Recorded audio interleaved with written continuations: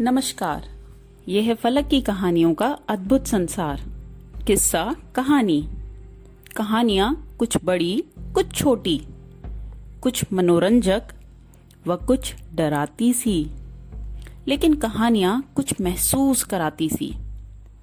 आज मैं आपको अपनी ही लिखी एक बड़ी और डरावनी कहानी सुनाने जा रही हूं। मैं हूं डॉक्टर सोनिल सिंह और आज जो कहानी मैं सुनाने जा रही हूं उसका शीर्षक है खुले बाल। जैसे जैसे कहानी आगे बढ़ती जाएगी आपको पता चलता जाएगा कि आखिर इस कहानी का शीर्षक खुले बाल क्यों है। तो बढ़ते हैं कहानी पर। आज पूरे 10 दिनों बाद सारा मामला खत्म हुआ और सब पहले की ही तरह चलने लगा।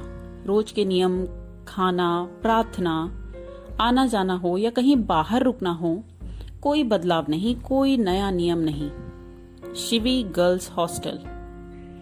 शिवी गर्ल्स हॉस्टल की बात ही अलग है। यहाँ की वार्डन जितनी सख्त दिखती हैं उतनी ही हैं, पर औरत तो औरत ही होती है। एक औरत का दिल बहुत जल्दी पिघल जाता है।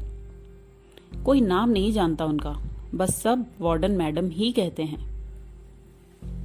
तूने सुना कोई नई लड़की आई है? हाँ सुना, और मैडम ने उसे वही कमरा दे दिया है। तो देने दे, हमें क्या करना। नाम पता किया? आज रात को बुला ले रैगिंग के लिए। हाँ, प्रेयर के बाद सीधे मेरे रूम में। ठीक है, चल मिलते हैं, बाय। हॉस्टल का नियम था, रात को 9 बजे प्रार्थना होगी और उसके बाद अटेंडेंस लेकर सब अपने अपने कमरे में जाएंगे। कोई एब्सेंट हो तो उसकी एप्लीकेशन भी देनी होती थी। कई बार लड़कियां फोन पर बात करने के लिए पेट दर्द का बहाना बना लिया करती थीं। ऐसा नहीं था कि वार्डन मैडम जानती नहीं थी, पर हाँ कुछ कहती भी नहीं थी। उनकी नजर में लड़कियां इतनी सयानी तो थी ही कि अपना भला बुरा जानती हैं। सुनो सब, ये रवीना है, नई आई है, आज से रूम नंबर 13 में रहेगी। इसे रूल रेगुलेशन की बुक दे दी गई है। बाकी दूसरी मंजिल की मॉनिटर सिया, इधर आओ। Yes ma'am. सिया, इसे पानी के आने जाने का समय, फ्लोर पर क्या नियम कायदे हैं, सब समझा देना। यस मैम, आप फिक्र ना करें, मैं सब समझा दूंगी। सिया ने अपना हाथ रवीना की तरफ बढ़ाया और उसे हेलो किया। रवीना के बाल खुले थे, लंबे काले बाल। बाल पंखे के नीचे खड़े होने की वजह से उड़कर रवीना का चेहरा ढांक रहे थे। हाथ मिलाते ही सिया को कुछ अजीब महसूस हुआ। उसने थोड़ा झुककर रवीना का चेहरा देखने की कोशिश की। रवीना ने अपने बाल झटक कर पीछे कर दिए और सिया चीखी। सिया की चीख से सबकी नजरें दोनों पर टिक गईं। रवीना तो बहुत ही सुंदर है। भीड़ में खानाफूसी शुरू हो गई। लेकिन सिया क्यों चीखी? मैडम सिया के पास आई और उसके माथे पर बहते खून को देखकर समझ नहीं पाई कि सिया को चोट कैसे लगी। सिया, तुम ठीक हो? सिया ने माथे पर हाथ को रखते हुए कहा, यस मैम। और ये चोट कैसे लगी? रवीना की आवाज पहली बार सारी लड़कियों को सुनाई दी। I am really sorry Siya, it's all because of my hair, they are very fine and sharp like knife. I am really so sorry. Siya बस रवीना को देखती रही और सुनती रह गई। उसकी आवाज पूरे हॉल में गूंज रही थी, कोयल सी मीठी आवाज। पतली दुबली लेकिन बेहद सुंदर रवीना के मुंह से जो अभी अभी अंग्रेजी में शब्द झर रहे थे, सुनकर हॉस्टल की आधे से ज्यादा लड़कियां दीवानी हो गई थी रवीना की। नीले रंग के सूट और सफेद चुन्नी, सफेद सलवार में उसके खुले बाल रवीना को ऐश्वर्या राय सा सुंदर बना रहे थे। बड़ी बड़ी आंखों पर गहरा काला काजल, सुर्ख गुलाबी होंठ और विदेशियों सी सफेद चमड़ी। कोई फरिश्ता भी उसे देखकर नजरअंदाज नहीं कर सकता था, ऐसी बला की खूबसूरत। उसने फिर आगे बढ़कर सिया के माथे पर अपने सफेद चुन्नी रख दी। चलिए, आपको दर्द हो रहा होगा, खून भी बंद नहीं हुआ है अब तक। सिया के माथे पर चुन्नी लगते हाथ बहुत ही ठंडे थे। चुन्नी के ऊपर से लगते हाथ इतने ठंडे कैसे हैं? हाँ, यही ठंडा सा करंट तो हाथ मिलाते वक्त भी लगा था सिया को। उसे कुछ समझ नहीं आ रहा था, पर ठंडे हाथों की वजह से खून का बहना बंद हो चुका था और रवीना की चुन्नी खून से खराब हो चुकी थी। हॉल में अब भी कानाफूसी जारी थी। मैडम ने जोर से आवाज लगाई, प्रेयर डिसमिस, सब रूम में जाओ अपने अपने। सभी लड़कियां अपने नाम के आगे साइन करते बारी बारी निकलकर जाने लगी। अब भी सबकी नजर रवीना पर ही थी, जो अपनी चुन्नी को पकड़े सबको देखकर हल्का सा मुस्कुरा रही थी। सबके जाने के बाद वार्डन मैम ने सिया को डेटॉल लगाकर कुछ एंटीसेप्टिक लगाने की बातें कहीं और गुड नाइट कहकर वो भी सोने चली गईं। अब हॉल में सिर्फ सिया और रवीना थी। रवीना ने सिया से कहा, मैं भी चलती हूँ, तुम भी चलोगी साथ सिया? सिर्फ सिया नहीं रवीना, सिया मैडम, मैं फ्लोर की मॉनिटर हूँ। रूल के मुताबिक मुझे दीदी या मैडम कहना है तुम्हें। मुझे दीदी कहलवाना पसंद नहीं है तो तुम मुझे मैडम कहोगी, सिया मैडम। पर आप तो वार्डन मैम जैसी खड़ूस ही नहीं है, आपको कैसे मैम कहूँ? आपको दीदी भी पसंद नहीं है तो एक काम करते हैं, मैं आपको जिज्जी कहूंगी। क्यों, ठीक है ना सिया जिज्जी? सिया जिज्जी ही सही है। कहते हुए रवीना सीढ़ियों की तरफ बढ़ गई, लेकिन सिया अपने अतीत में खो गई। काले बाल जिसमें से वो अजीब से तेल की महक और दो मोटी मोटी चोटियां जो नागिन की तरह बलखाती रहती थीं। अरे जिज्जी, जरा पता बता दो, बहुत देर से खोज रहे हैं। यही है शिवी हॉस्टल, सामने खड़ी हो, अनपढ़ हो क्या? अरे नहीं जिज्जी, देखे नहीं ऊपर बोर्ड। आभार आपका। ये सुनो, तुम किस गांव से आई हो? हाँ, आपको कैसे पता हम गांव से आए हैं? इतना गंवार तो कोई गांव वाला ही होता है ना। सिया जोर से हंस पड़ी। उसने देखा वो अकेले ही हॉल में खड़ी हंस रही है। बत्तियां बंद हो चुकी हैं सीढ़ियों की।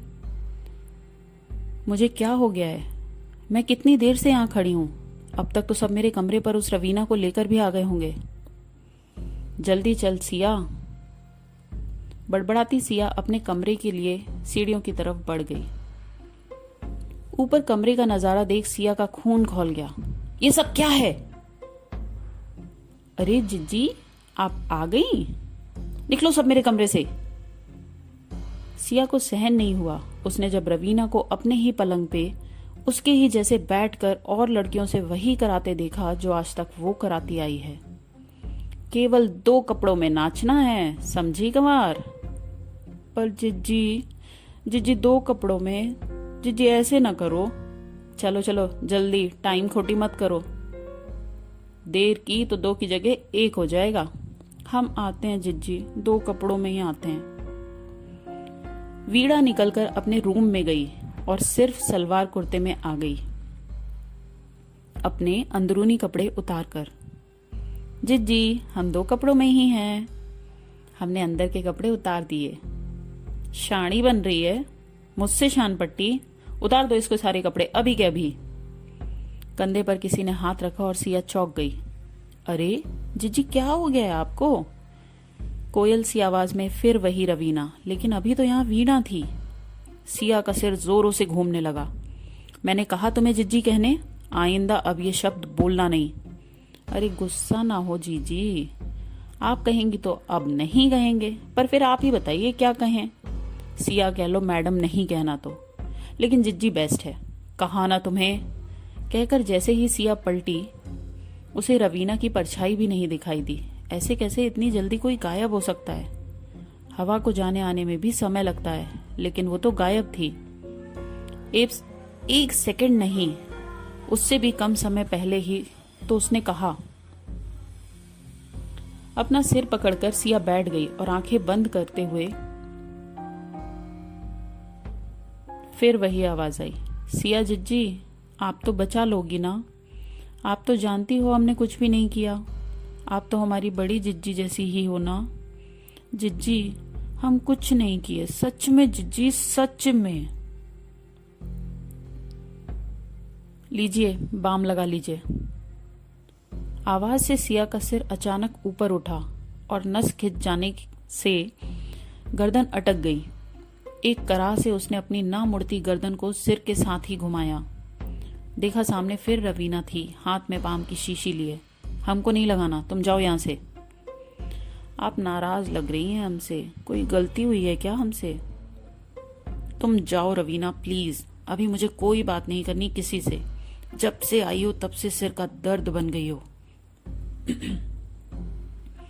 हम तो बाम लाए हैं, लगा देते हैं, मालिश कर देंगे अभी के अभी, सारा दर्द छू हो जाएगा। जाने का क्या लोगी, निकलो अभी के अभी यहां से। रवीना फिर तेज रफ्तार से गायब थी। सिया ने उठकर दरवाजा बंद किया और एक क्रोसिन खाकर सोने की कोशिश करने लगी। रह रहकर उसे वीणा ही याद आती रही, उसका कभी बाल ना खोलना, जिसका राज केवल उसने सिर्फ सिया को ही बताया था। गंवार, तू पूरे समय चुटिया में ही क्यों रहती है? जिज्जी, खुले बालों में चुड़ैल लग जाती है। चुड़ैल? हा, क्या बकवास कर रही है, सच्ची की गंवार है पूरी। कह लीजिए जिज्जी, गंवार कह लीजिए, सच ही कह रहे हैं, किसी से कहिएगा नहीं। हमारे बालों में जो तेल है ना, उसकी गंध से कोई चुड़ैल नहीं आएगी हमारे पास। माँ के गलती से बाल खुल गए थे, जूड़ा बनाती थी, इसीलिए तो हम जूड़ा भी नहीं बनाते। चुड़ैल पकड़ ली थी जिज्जी माँ को, 3 महीने में ही चल बसी थी माँ। सभी गंवार हैं क्या तेरे गांव में? किसी डॉक्टर को नहीं दिखाया? दिखाया था ना जिज्जी, डॉक्टर भी बोला खून में चुड़ैल है। पागल हो सब, तुझे भी लगता है कि तूने अगर बाल खोले तो तुझे भी चुड़ैल लग जाएगी, चुड़ैल पकड़ लेगी? हाँ जिज्जी, पकड़ लेगी, तभी तो हम अपने कमरे को बंद करके बाल खोलकर चोटी बनाते हैं ना। क्यों चुड़ैल? चुड़ैल तेरे कमरे में नहीं आएगी क्या? क्या जिज्जी, आप भी ना, कमरे में तो भोलेनाथ है ना, वहां कैसे आएगी चुड़ैल? आप भी ना जिज्जी, सच्ची बहुत सीधी हैं। आप भी ज्यादा बाल खोल के ना रखा कीजिए, बता रहे हैं।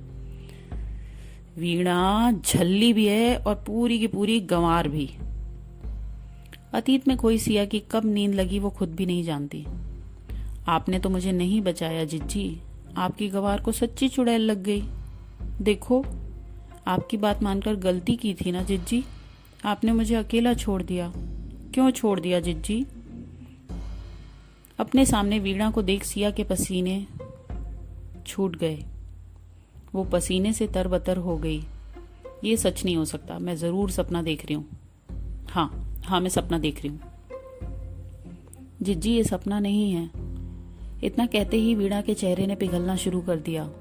जर्जर होता चेहरा बदसूरत होता जा रहा था, जैसे कोई चीज जो अदृश्य है पर वीणा के चेहरे को जलाती जा रही है। उसकी आंखों से खून बहने लगा। सिया ने अपनी आंखें बंद करनी चाही, पर वो चाह कर भी अपनी मर्जी से कुछ नहीं कर पा रही थी। उसने अगल बगल नजर घुमाई तो देखा, ये तो रूम नंबर 13 है। वो तो अपने कमरे में सोई थी। ये उसके साथ क्या हो रहा था? एक चीख के साथ सिया की नींद खुली और उसने अपने सिरहाने रवीना को बैठा पाया। तुम? हाँ जिज्जी। ये मेरी कहानी खुले बाल का पहला भाग था। अगले भाग में हम जल्द ही मिलेंगे। तब तक सुनते रहिए किस्सा कहानी।